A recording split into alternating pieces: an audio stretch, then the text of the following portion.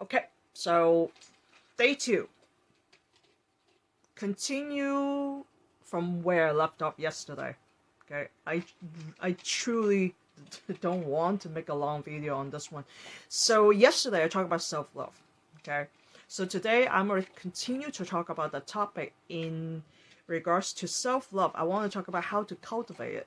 So I'm not going to beat the dead horse over and over, but I did talk about in order for us to be able to get to self-love, we have to be able to understand and be able to achieve the part when I talk about self-worthiness, because without self-worthiness, you won't necessarily have the desire or reason to give yourself self-love, because you won't see yourself worthy enough to give yourself a self-love, right? And then to get to the self-worthiness, we have to let go of the labels, which are the ones that we identify with on daily basis, right? So unpeel the layer, right? Each layer of the onions. It takes a little bit work. It takes what I call daily reminder. It takes daily reflection. It takes daily reinforcement. We have to take a little bit time out just to tell ourselves, I'm not my body. I'm not my mind. I'm not my emotions. Although these are very important tools. So if I'm not feeling happy, so if I'm feeling frustrated, then I know that my mind got stuck in one spot where I got caught up with my limiting belief to create that emotional response. So I have to tell myself to recalibrate how I think towards the same situation, how I would respond in a better way so that I will be less angry, for example, or less stressed over the same situation, right? So it takes these baby steps to become more aware of how we respond to situations. So emotions are very important gauge. Emotions are very great indicators to know whether or not if I'm thinking in more alignment with who I truly am, right? So the more I identify myself with labels, the chances are the more I become more dependent, or I will use another aggressive word, addictive. So this is how I see us. For the most part, we have a various spectrum of addictive personality. We all do. It just depends on what we are talking about in terms of the context of what we talk about and the circumstance and the situation. What we perceive to be more valuable or important to me compared to yours, right? So one way or the other, we tend to see certain things more important at a various degree. Okay. So the addictive personality is always there. Okay, we will be more caught up or more like a puppy, gets so caught up with a bone or a ball, And some other stuff say, don't care. That's not my favorite toy. Doesn't matter. Who cares? But when it comes to something that's more important that matters to you, then you tend to be more like, okay, I like this one. Okay, give it to me. Okay, now you get my attention, right? So when we tend to be very caught up, very much attached to a label, a circumstance, your work, and everything else, we will start to notice will we become more dependent or codependent to the situation, to the work, to the occupation, to whatever that might be, right? So as we are able to remove ourselves a little bit farther away from that attachment, you're starting to notice that you are not being affected by it. In other words, so I'm not telling people not to be motivated to pursue their dreams and goals. No. The non-attachment, it's coming from like, hey, this is something that I'm passionate about. I love I love doing what I do, right? Because it makes me happy, for example. So let's say I like to play my musical instrument. I love to, play with my little tongue drum, okay? I have the little drum. I have my keyboard, the piano keyboard here. Sometimes I like to play a little bit. Why? Because it makes me happy. I like to dance to this freaking TV and play some music, that my favorite music. I like to just move around my body. Why is that? Because it makes me feel very happy. That's nothing more than just makes me happy. Okay, I don't make money out of it. Okay, I just truly enjoy just the feeling of moving my body to some music that I love. Okay, just makes me feel good. Simply just to feel good. Okay, that's simple. So, do I care about, am I winning a prize? Am I in a competition? No. Why I do that? Do I earn money out of it? Well, obviously no. I'm not a strip club. I'm not doing a pole dancing. I don't think I can make any money. I was just joking today, talking to Christy. I think we were talking about how when at one point in my life I was very flat out broke, financially very, very broke. Okay, and I said that, yeah, perhaps even if I have to strip off, my clothing, I don't even think that I could be, I could make a lot of money. Maybe I can make some pennies or dimes and nickels. Forget about dollar bills. We're just talking about. I probably need some, a small container for chop change. Spare change rather than getting like dollar bills or $5 bills. So I said, forget about the dollar bills, I probably will get some cling, cling, cling, little chop change. So we'll just talk about, but again, why am I talking about, doing things that you love without expecting the the outcome or the ending of it? Right? A lot of times when we said that, hey, this is the goal, this happens very often when it comes to work. Because often at work you have a certain expectation to reflect on your performance. So that's why people tend to really, really caught up with that expectation and meeting the deadline with the certain quotas or matrix. A lot of companies are doing that because they have to set that goal. Okay, and so each person has to contribute and meet that goal, and hopefully you can exceed the expectation, right? So that you can have a better performance review. Therefore, with that, we are easily fall into the trap. So this is something that we have to learn to take the time out when we're not at work, when we're not doing certain things that have a heavy expectations from other people set forth on you, right? Because by having those expectations, you really will feel like being pressured.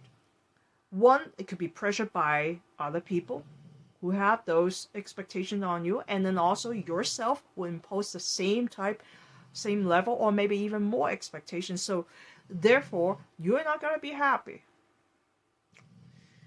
Yes, I'm not going to talk about people who are like, for example, a professional athlete. That's just one simple example. They set their expectation really high because that's their job, right? They need to kind of win the medal. They have to be the champion.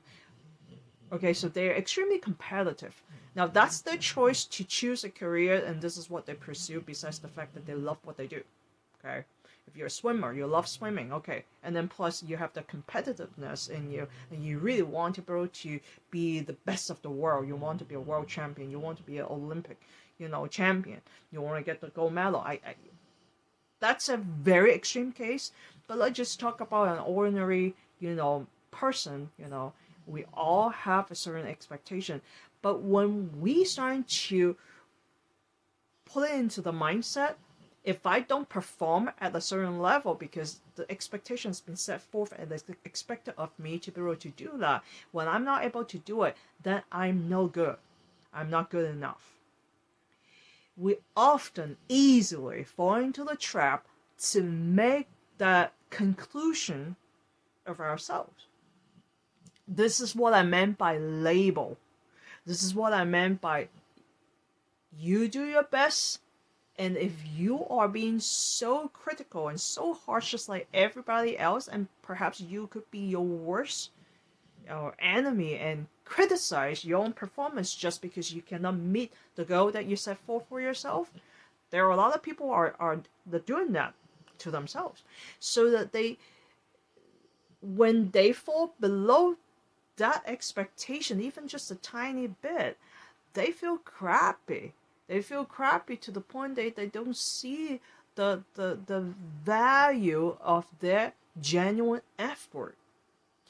And therefore, they suffer. Therefore, they're not happy. Therefore, how they suffer is due to the fact that this is who I am when I'm not able to achieve this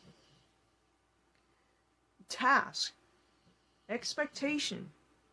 The outcome, it's not matching the expectation, then I fall short. Therefore, I'm not good enough.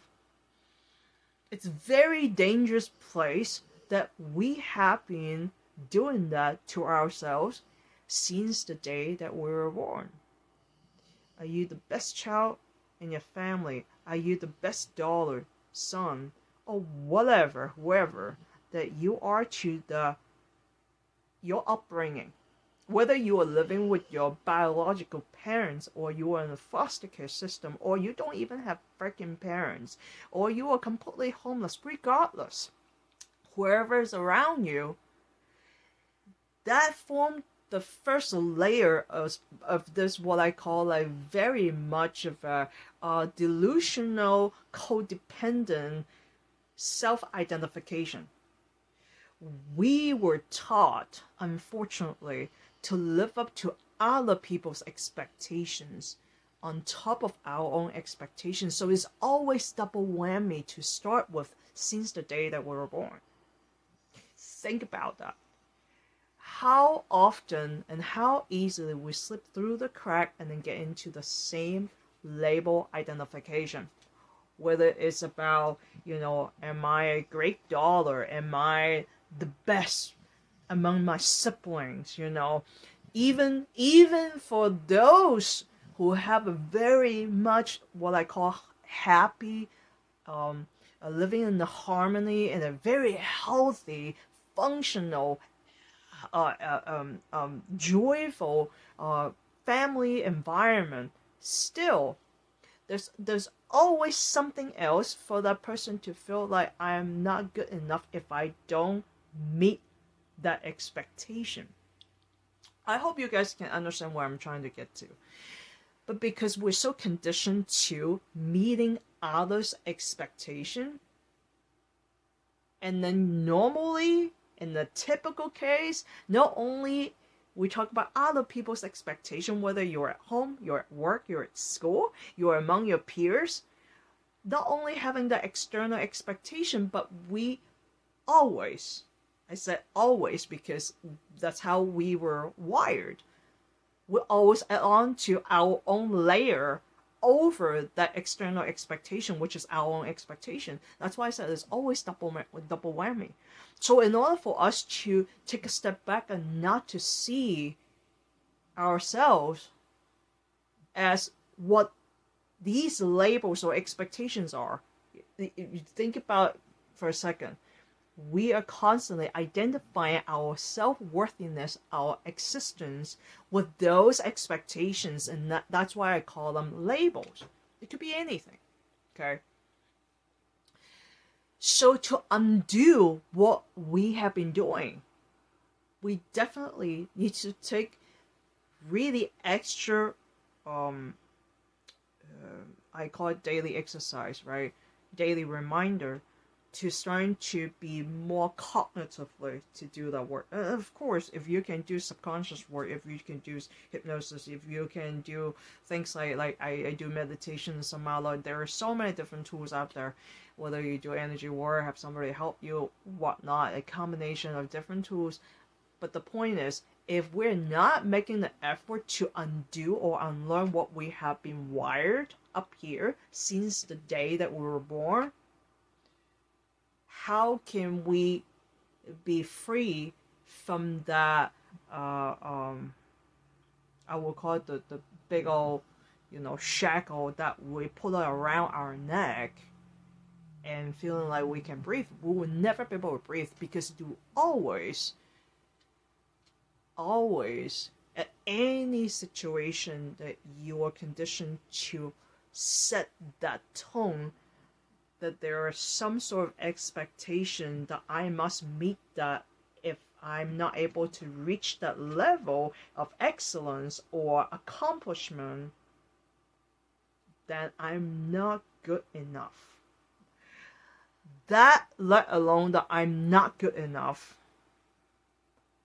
it's basically telling yourself that you don't have self-worthiness, or you will have a discounted self-worthiness. Let's just don't even talk about negative value. So from negative, 0, positive, just talk about discounted. So you're not quite 0 yet, depending on what circumstance that you're putting yourself into, what context that you're talking about, right? You could have a high value at home and then you can be really fucked at work. Or you can be doing really both at work and at home, but then interpersonal relationship, you're just really fucked. It will be negative, right? So again, there's always a part of you or multiple parts of you to come to the conclusion that you are not good enough. So because of that, we're continuously thrive. Like just you're striving to become better. But where the better is coming from, the better version of yourself is still coming from the labels. So again, how do we cultivate self-love? Take that shit off of your subconscious programming, right? How do we do it? We have to do daily exercise, reflection, reminder, or if you can do more, that you're able to use other tools to do it on a subconscious level. In order for us to be able to regain the perspective, the true seeing of who we are. We're not here to please other people, although some may argue that, well, if I cannot meet a certain standard, then I would be eliminated in the society. Yes. However, we have to fine-tune the balance. Number one, you have to be able to do well, be able to contribute your ability and talents, but then remember, we're not going to have exact same skill sets and talents. There's a reason why some people are teachers. There are some people who never want to be teachers, for example. So understand that our skill sets, our talents are different. We can vary in a whole. If I have to do like a chart, I don't even know how to create a chart. Maybe we have to talk to AI now, right? Because AI can come up with a bunch of ideas and suggestions, and you don't even have to come up with shit anymore. But my point is, we have to be able to understand that by us constantly to do this comparison, compared to what? To the expectations from others, with our internalized expectation. When we keep on doing that, the only way you will feel good enough is that you stop breathing, meaning when you kick your bucket when you leave this body. Because there's no such thing that you will be able to meet and continue to maintain that.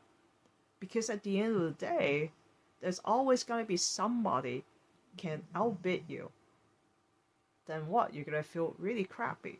So again, to be truly able to give yourself a chance to cultivate self-love, we have to really be compassionate enough towards ourselves by taking the accountability and saying like, I am doing my best here. And if the outcome is not meeting other people's expectation, that does not mean that I'm not worthy, that I'm not good enough. that perhaps maybe I have some other talents, and perhaps, yes, I may have to put in a little bit extra time to do this, but doesn't mean that I'm not worthy enough. So again, instead of seeking for external validation, which we all do, we always do. We always do. Look at your spouse next to you. Look at your parents next to you. Look at your peers next to you. Look at your best friend next to you. Don't you compare to the person subconsciously? One or the other. At any given time, we love to compare shit. I don't know where the fuck it's coming from, but I'm telling you, it's a very fucked up thing that we have been poisoning our mindset to compare. Like, seriously, as much as we will always say that you cannot compare an apple to an orange, but we do it all the time. We've done a lot of outrageous comparison that we are so harshly, unfairly to judge ourselves with other things that we should not be comparing to. We're doing it because we're brainwashed to do so. So again, how can we be compassionate enough towards ourselves to see ourselves that we are a very unique individuals? We have different talents and our strengths versus our weaknesses. Let's just use these two, the dichotomy, if the opposite, right? The duality. We focus on what we could do better. We continue to bolster and make it stronger. Something is not so strong that we don't have as much of a talent. For example, some people can really sing really well. They were born with the gift, right? Some people just don't. If you tell them to sing karaoke, like, you know what, I'm gonna play my MP3 here, you can just chill and just sing it in your bathroom when you're taking a shower or when you're taking a dump, but don't do it in the public. But doesn't mean that person is just no good. That person just can't fucking sing really well. But doesn't mean that the person is not worthy. But unfortunately, we tend to use one thing to generalize our worthiness. And that stays in our subconscious. And mind you, our DNA is embedded with our ancestral memory. Our stress, our trauma, everything passed down to other, the younger generations. So I don't have kids myself, but I'm just trying to tell you that our genes are embedded with memories from our ancestors. So think about it for a second. So a lot of times when we kind of inherit a lot of stuff, not only talk about the physical health attributes and pre-exposure to certain type of disease, we talk about like overall we inherit a lot of crap that don't belong to us.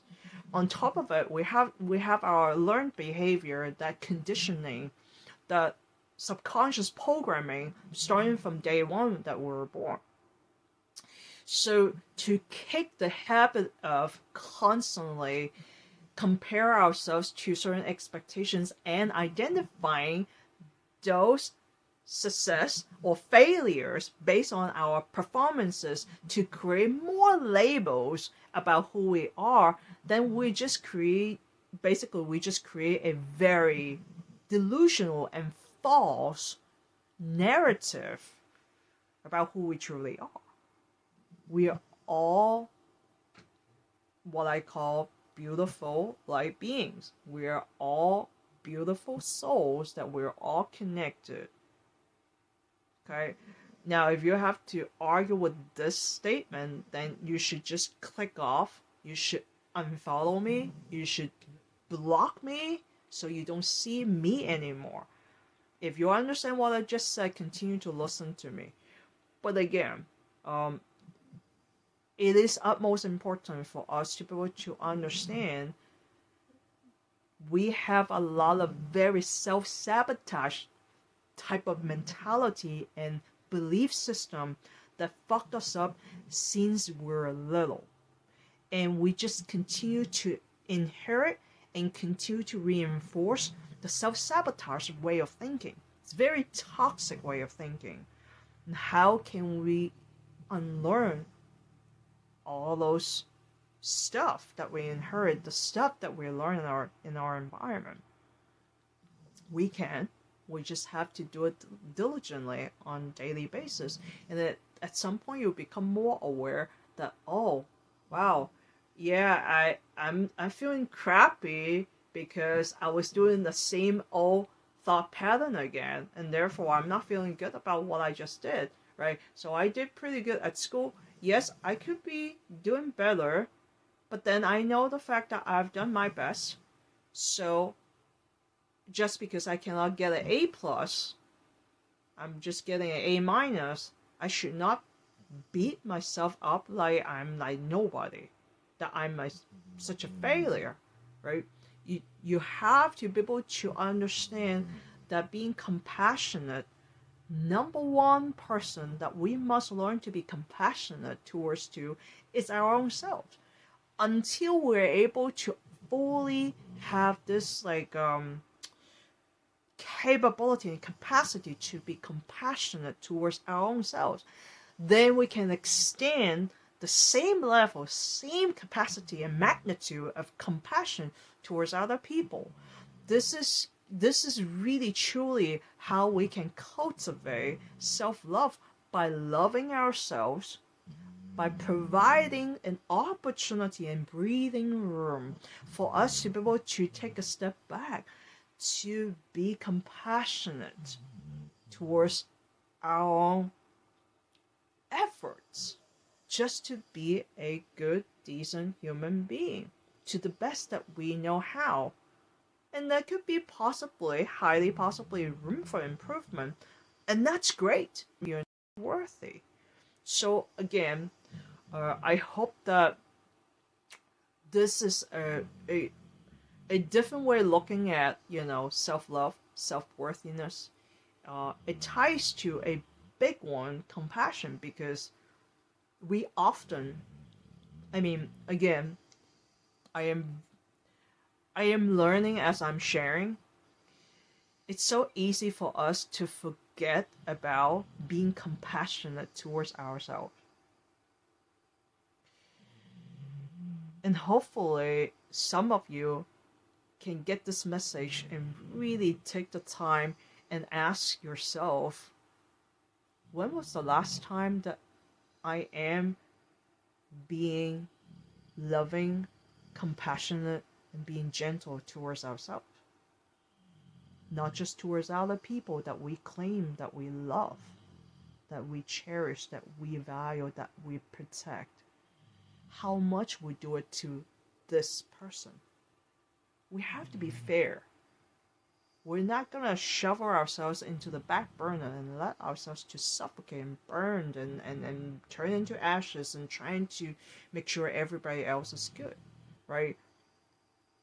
So tomorrow we'll continue a different topic. I just don't know what I'm going to talk about. Since I said I'm trying to keep it short, I'm still talking about this for so long. It's almost like 29 minutes. So anyways, I hope that this will get you thinking. The goal is to make you guys to think about yourself, because you are as important as everybody else. But how much time and how much quietness that you are giving to yourself to be able to do this type of work. And this type of work is actually very healing when you are able to take the time and give it to yourself and be able to ask yourself, have an honest conversation between you and your own self, and to look at it. When was the last time I'm just being nice and kind and being gentle and compassionate towards myself? Ask yourself that question. When was the last time you actually did that? How frequent that you're willing to do that to yourself? Not only to other people, but to yourself. Until next time, I'll talk to you next time tomorrow. Okay, bye.